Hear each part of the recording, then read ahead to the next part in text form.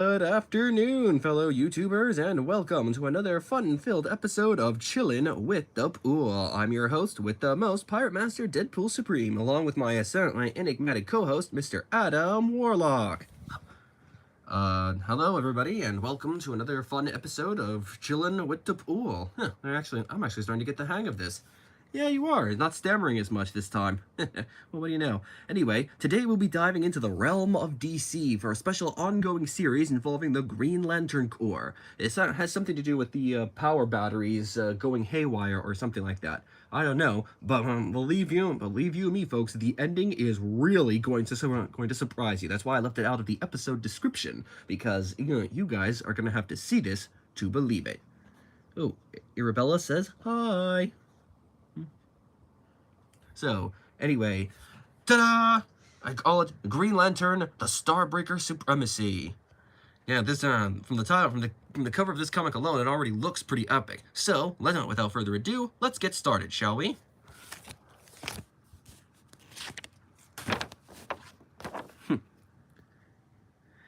As you can see, the Council, I call them the Council of Oa because after what they did to the Forgotten Zone, these guys are not guardians of anything. They're more the Council, more of a enigmatic and very aloof, very apathetic government, which is pretty much is, in fact, a cosmic commentary on, believe it or not, our government. So yeah, I'm not trying to make this anything political. It's just I be spitting hot facts, dog.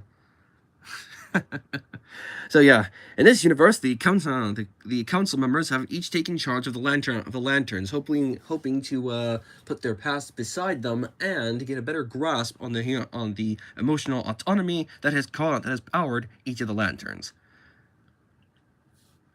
So, as we council members are impotent to stop it released from the source lantern before we regain our memories. Likely the death of the universe? We have no choice.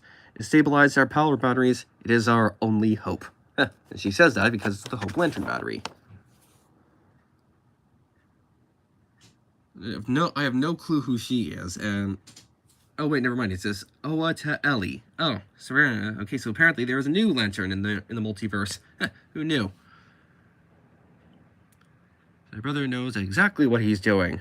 Of course, my brother knows exactly what he's doing. Oh, wait, okay, never mind. His name is Ellie Stewart. She's the kid sister of the Justice League Green Lantern, John Stewart. It makes so much more sense. Apparently, in this continuity, John Stewart has a little sister. Hi. That funny one friend says hello. And everything. So, anyway, and now we join Green Lantern, Guy Gardner, and... Ooh, hello. Okay, so this is alright. I like where this is going already. Alright, so we have Green Lantern, Hal Jordan, and of course, Have a Little Faith. It's like, yeah, I'm fresh out. As you can definitely tell, Guy Gardner has his haircut from the Green Lantern, the animated series, which is why I like this comic. It was written by Jeremy Adams. He was one of the showrunners for Green Lantern, the animated series. If you guys haven't checked it out already, please do. Do pause this video and go watch an episode or two. It is really, really good. It is like Avatar, The Last Airbender in DC form. Okay, there is a lot of mature character, mature writing, great character interactions, and growth too. So you can definitely tell that he took this design straight from the show itself. And I can practically just imagine the voice cast from Green Lantern, the animated series, just voicing Hal Jordan and Guy Gardner. Just saying. And now, as you can clearly see, all the lantern batteries have been stationed right here on Oa. Okay, Arabella says hello. You've already said hi like 5 times already, so if you'd like to give a shout out or anything, I'd be more than happy to give you a shout out. But, as I was going to say, we now have John Stewart from who I pretty much imagine is his counterpart from Justice League and Justice League Unlimited, because that show, even though I didn't watch a few episodes, the gist of it was pretty good. Red, yellow, orange, reports are coming in from their manifesting these emotions, but why not violet? That would be my bad. And of course we have Carol Ferris, the champion of the quote-unquote champion of love, but more the humanized version of it. I liked Carol. Carol Ferris was always one of my favorite Green Lantern characters, especially the version from the Green Lantern, the animated series TV show, where she is voiced by the incredibly talented queen of voice actresses herself, Jennifer Hale. You're doing really good. Oh, I thank you, Arabella. I'd like to think so.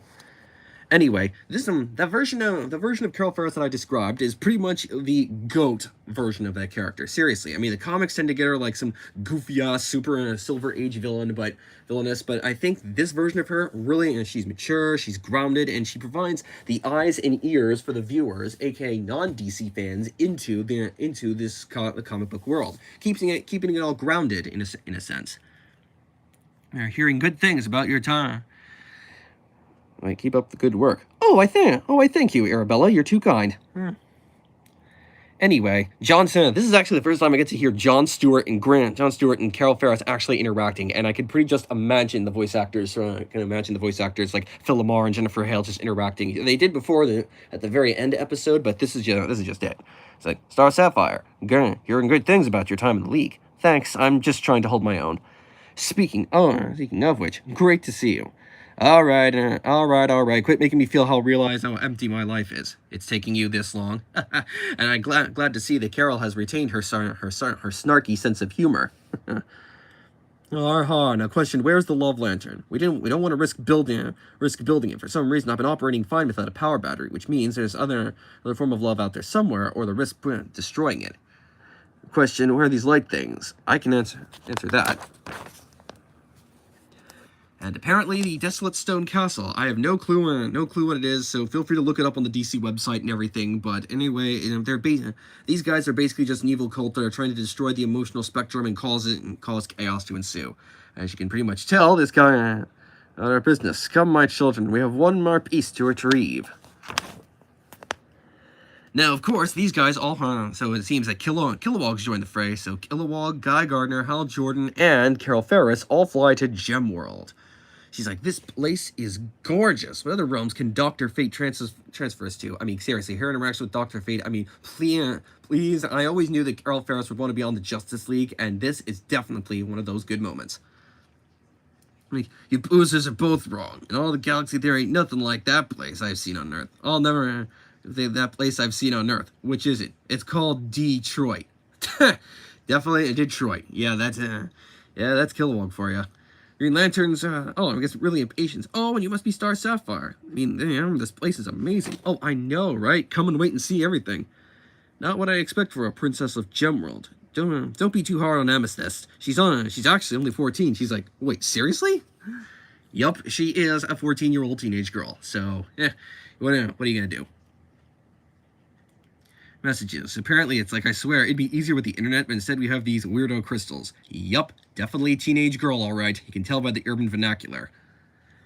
So she pulls out a crystal. It's like, they're called songstones. No idea how they were made, but supposedly they can amplify anything that's projected to them. If you sing the song, the sound waves are tripled. Okay, I can definitely imagine just like singing Hi Ho from the Seven Dwarves, just doing all this. I have been for the last week when I read this comic, just saying it. I can totally imagine it. Like, where are they? That's the bad news. I knew it. It's come back to bite us in the... Well, that's Guy Gardner for you. Now we're aboard. Now that comes the B plot of this comic, aka...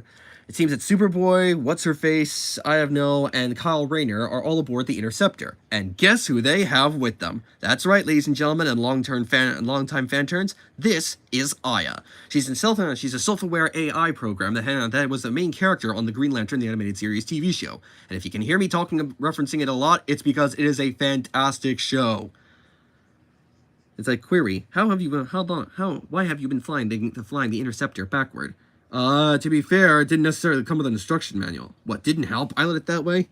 I'm working with grunkheads. Yup, definitely good character dynamics. Hal Jordan is alive. I subscribe to your notification and turn it on and like. Oh, I thank you, Arabella. You're very kind indeed. Anyway, Hal Jordan is alive, along with Hal, Kilowog, Razor, of course, Razor.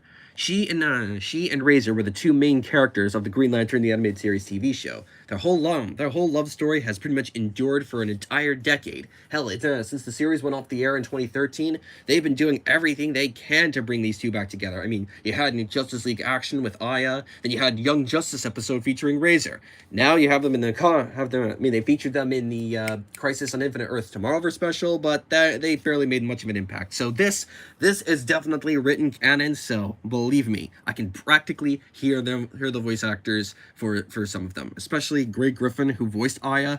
Seriously, she's like the definitive version of this character. And it's like, everyone back in case she freaks out. No, you grunk, Ed. She's in love. You mentioned Razor. Those two definitely have had a long history together. Believe me.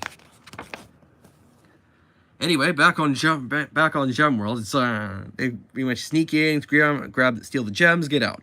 Now if we wake up the Crystal Dragon, what are we calling this thing? Henry. Wait, what? Henry, yeah. I had a stuffy with that name back home. So yes, that's step out of the way while you guys are worrying about naming names. Old guy here is gonna get the job done. Guy, wait. It's like, hell, we can't let him go in there. Oh yes, we can. Trust me, this is gonna be hysterical. And that, my friends, is what we call being a true and neutral agent of chaos. I think I found out. Let me crack room and all of us. And then 3, 2, 1, whoosh! Yup, this is the Gem Dragon, and believe it or not, it's called Henry. Just Henry. And it's like, I got it. Killbog, you and I will take the beast. Star Starfire, can you get Guy? I'm on it. Oh, it's like, why does she get to save the day? That's not fair. Green Lantern only wants her to do things, but not me. I should be able to do those things.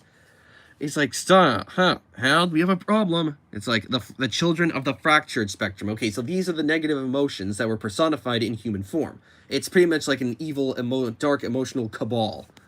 So apparently what Amethyst is experiencing is jealousy. Then I'm trying to steady garden. How we going? I'm feeling just kind of sad. Wait a minute, it's you. It's like, sorrow, right? Yeah, after last time I was hoping for a rematch, and no one makes me feel things, buddy. And he basically hit Sorrow with a truck. Hilarious. Brash and crude he may be, funny as heck, he is. It's like, don't you envy us our power, our confidence? Jealousy, disgust, and envy. Show our friends the power you possess, so destroy them. Amethyst, stop. Amethyst, control yourself. You want me to. You're jealous of me. I've been a hero for so much longer, and yet you're getting all the attention. Okay, if it hasn't reiterated the fact of teenage girl, then yeah, then this definitely has. Her jealousy out of control. That's beyond. Oof, sorry, sweetie. It's like, now to take care of you. And guess, check this out. Carol Ferris just manifests a construct into a fighter jet. Because she, of course, at her core, is a fighter, is an Air Force pilot. That's right. You read. Oh, well, thank you, Arabella. Like you said, I'm glad I could be able to read there. That's what I do. That's what I do for this. Started this series for, to review books and and to give you all a good update on what's new in the comic world, and well, just to have fun and review these books. That's all. I know. You're actually jealous of my jet. Where do you get a load of its payload? And then she fires off jets and then blasts jealousy right out of the sky. How cool is this? I told you we'd meet again. Yeah, lucky me. Didn't really think you'd fall for that. How juvenile. I didn't know your kind were so cowardly. Stupid, not cowardly. There is a huge difference. So then he just basically wraps a chain around this. Let's dance, star loser. Yep, so he literally knew how to tame the dragon. And of course, Guy Gardner takes it and it's like, I'm Guy Gardner. No one makes me sad like that. Not unless you have a cute accent that can make ice. He's referring to his ex-girlfriend, Ice. Part of Fire and Ice from the Justice League. They dated for a while. Long story. Sorrow is life. Yeah, apparently I'm going to skip the pessimistic tone because I'm not really in that mood to go. It's like, I have the crystals. No, you don't, Nate. And then she blasts her. And then she pretty much carpet bombs the crap out of him. I mean, apparently Nathan is an old friend of Carol's from the past. So Nathan, this isn't you. What you've changed into. It's wrong. You have to stop. That's what I'm trying to do, Carol. And then he pretty much just teleports it away. Oh, Green Lantern, you can never keep us down. And then the Colt fights against the dragon, and apparently it's really epic. Don't worry, soon you won't care that you lost, that you've all lost. I'm really getting sick of being beaten by these guys, you and me both. Hal, you okay? Yeah, tell me that you have the gems. Just one, Nathan got the other two. Is one crystal enough? It has to be. We need to get back to Oa and ignite those batteries before Starbreaker is able to light his. Then what are we waiting for? Hey Amethyst, you okay? Yeah, I think so. I should go stop Henry from tearing up the countryside. But Star Sapphire, I'm sorry. I don't know what came over me. It wasn't your fault, Amethyst. In a way, it's mine. You're an incredible girl, Your Highness. It's been great meeting you. You too. Great costume, by the way. Alright, Henry, let's get this over with. Time to get you back to your cave. So yeah, find a 14-year-old princess fighting a dragon with a longsword. It's basically that kind of comic. So, as the comic tries to draw to its end, your sorrow is at an end, my child. It's us. Hold the stone aloft in order to be free. Let's begin. So now, as we reach the end of the book, this is the part of the ending that I really wanted you guys to see. It's here. It's here. We're running out of time. We need you to power up. Roger that. What happens once the batteries are lit? Hopefully, we'll be able to stabilize the emotional spectrum, so whatever star poos or the emotional vampire is trying to do without amount to no way. Kilowog? And that means Aya. Is it really you? Yup. In this version, Razor is a full-blown Green Lantern, complete with his original look from the show. See, look at that. This is the ending that I wanted to tell you guys all about. Razor and Aya finally reuniting in the comics.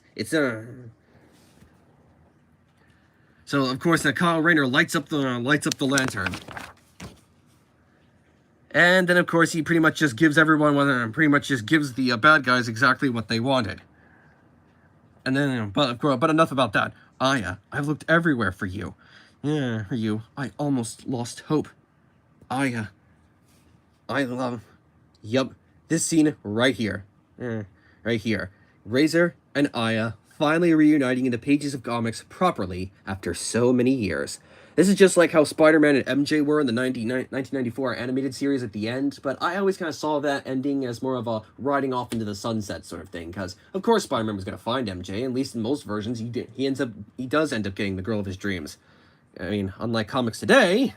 Shout out to the Marvel editorial staff who pretty much think that screwing with an entire Peter MJ fan base is funny. So yeah. But of course then the entire emotional lantern power battery blows up and all the lanterns don't feel anything. She's like, Razor, are you alright? How are you feeling? Feeling? I don't feel anything. Anything at all. Next, the Starbreaker Supremacy.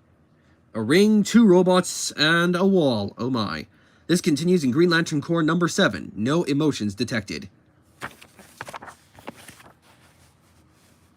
And that, my friends, is pretty much the end of the story. So yeah.